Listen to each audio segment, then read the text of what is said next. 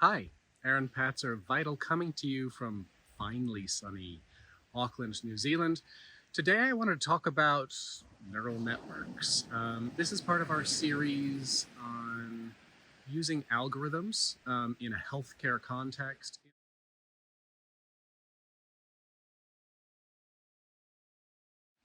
So the thing about machine learning is it'll handle hundreds, thousands, maybe even millions of variables. But what it doesn't do well is handle the interactions between those variables in an elegant way. So let's just say, from a clinical perspective, you were trying to figure out whether somebody was going to be admitted from the emergency room, or whether they were going to readmit, or whether they were going to die, or sort of anything serious happening to them, really. And as your inputs, you might have all the vital signs, you might have height and weight. And what machine learning is going to do is say, well, these vital signs, 16% of the decision to admit is determined by blood pressure, 3% is determined by heart rate, or vice versa. It sort of takes all the variables and puts different weights on them based on what you're trying to solve for. The problem is these variable interactions.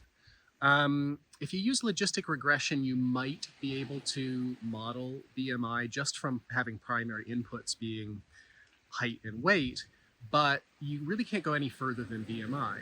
And what a neural network does is it adds layers of like almost conceptual hierarchy. So it might say, okay, you have primary inputs of your glucose test level, your height, your weight, your vital signs, maybe even free text. We'll talk about that in another conversation. And then it says, all right, well, height and weight can be combined to BMI. And BMI can be combined with glucose to determine whether somebody is likely overweight and diabetic. And so that might be the layer 2 of the neural network. So it's almost like adding up little things into hierarchy, or like a high-level concepts.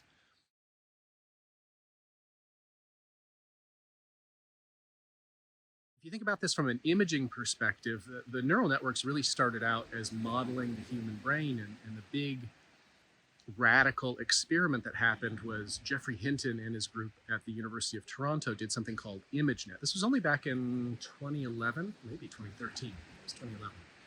And it was the first time that they could recognize cats. They trained a system on 100,000, a million pictures of cats. And what it would do is on the first layer of the neural network, it would deal with pixels. And then the next layer, it would deal with shapes and lines. And then the third layer, it would say, oh, that's a face or a paw or an ear. And the fourth layer, it was like, this is a cat versus a dog. And then it made the final decision layer much easier. And so this is the first time that I would consider an algorithm to have, what I consider to be real AI. And it's real AI because these are properties that you wouldn't suspect by doing the math. Linear, logistic regression, classic machine learning. It's kind of like just a single layer neural network. It's really explainable. The math is very deterministic. You can sort of do it on paper and predict how accurate it's going to be and all of the error bounds and all of that. Once you get up to multiple layer neural networks, it's really difficult to know what's going to come out of it. And it's because neural networks can handle a huge number of interactions and provide hierarchy. Hierarchy is the key in understanding data.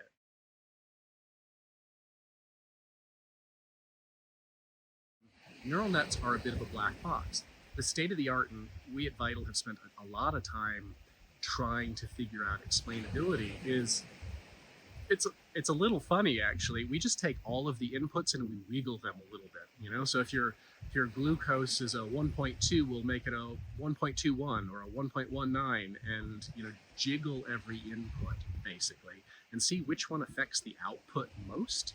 And that tells you sort of which variables are most important, or at least most sensitive to the black box model. There's a lot of people who are working on this. We look at a lot of academic papers, and so what you give up in explainability, you get back in many-fold in terms of being able to handle the actual complexity of the human body, of the physical world, of automatically reading radiology images, etc. But those are the trade-offs, and they are real trade-offs. Thanks for listening. Next time we're going to talk about large language models, generative AI, and the trade-offs with them, which is always hallucinations. Stay tuned. Thanks.